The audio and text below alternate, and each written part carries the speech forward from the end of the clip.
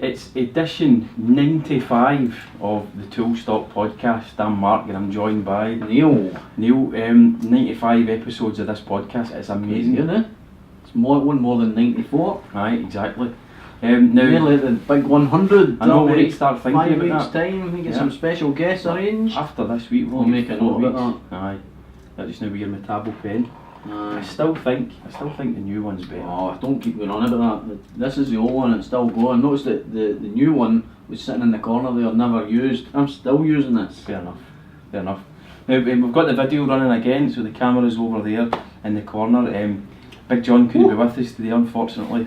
No. He's busy designing. He might pop in later on. Well, it'd be quite nice if he did. He's gagging to get on the podcast in front of the camera, yeah. Aye. Yeah. Oh, well, it's worth keeping that in mind. Okay, well in a couple of weeks' time we're looking at going down to Bosch and seeing their new tools for the first time. The UK launch of it's usually their biggest launch of the year, which is Q4.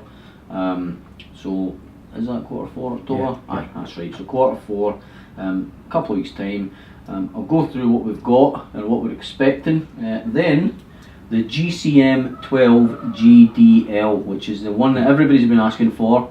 So many times we've had the question, It when are we seems going like to get forever this? we've been getting asked about it. It's coming up in 2 years, I It think. must be because the guys in America were talking about it a long time ago. Yep, aye, it's at least a year. So this is the 12-inch double bevel axle glide sliding miter saw.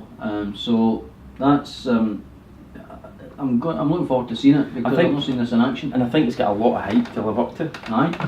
Well, so it's interesting to see whether it meets the expectations of the people here in the UK, throughout Europe, that have been waiting a long time to see this thing. Well, that's right, because we get that a lot. We see tools being released or launched in the States before here, and vice versa as well. We sometimes see them here before there, and they do well here, but they don't do well over there, yeah. And vice versa. Yeah. So this has done great over the other side of the pond. So we'll see if it does over here. Yeah. One of the things that the guys said at the Bosch Roadshow last October was that Bosch were heavily investing in R&D. Yeah.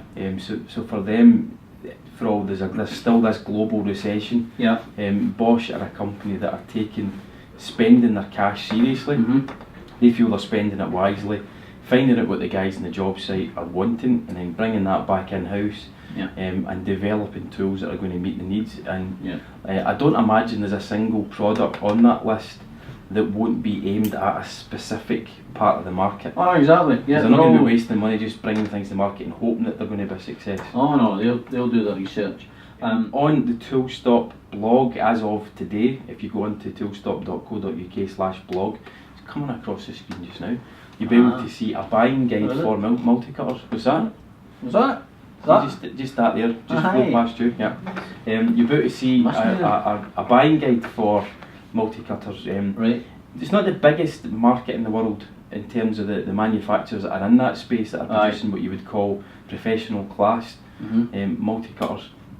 The three brands that we feature are CEL, the makers of the Power 8 Workshop, Milwaukee, and of course Bosch. Yeah. So the purpose of the buying guide is to explain basically what to look out for. Good. And I know the headache I got researching the article.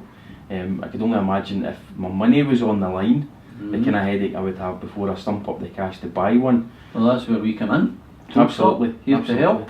The Premiership, I think it's going to be very interesting this year. Oh no, well, you've picked Manchester United, yeah. I've picked Manchester City, and basically every pundit I've listened to, I listen to Radio 5 Live a lot, I listen to sports pundits, they're basically saying it's Manchester's this year. Yeah. The Premiership is going to be going somewhere in Manchester. I would agree with that. They're both I just off hope to it's fly. Man U. I just hope it's Man City. They're both 100% records so far. Yep.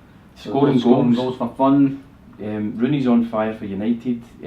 What's the guy's name? Dzeko for Man City's looking on fire. I was going to put him in my dream team, but everybody's done it, so it'll be a bit different. So I've put Van Persie in. Good choice. Van Persie and Torres. Oh my goodness.